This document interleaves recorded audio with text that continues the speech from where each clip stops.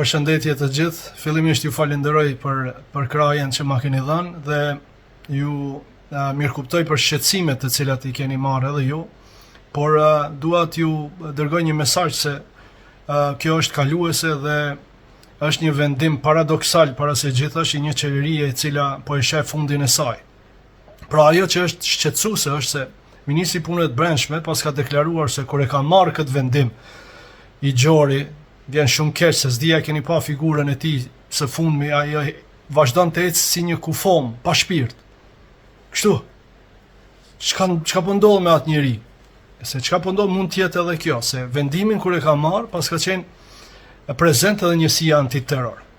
Para mendoni, antiterror i kujt? Çfarë porosi merr ai antiterror? Nga Vučić, sepse njësia elit e cila lufton terrorizmin madje ndërkombëtar është njësia speciale amerikane për të cilën unë kam 22 mirënjohje. Përveç atyre kam edhe rekomandime nga njësia elit për luftimin e terrorizmit. Pra, ja. Kjo është një prej atyre.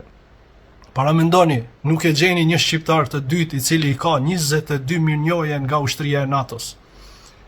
Për cilën njësia antiterror flet ministri dhe Ramovici. Për këta që marrin urdhra nga Vučići për t'i vënë në gjah ushtarët e UÇK-s, apo për të hap konsulata në kohë, konsulata serbe, në kohë kur po shpalosen varret masive të kosovarëve.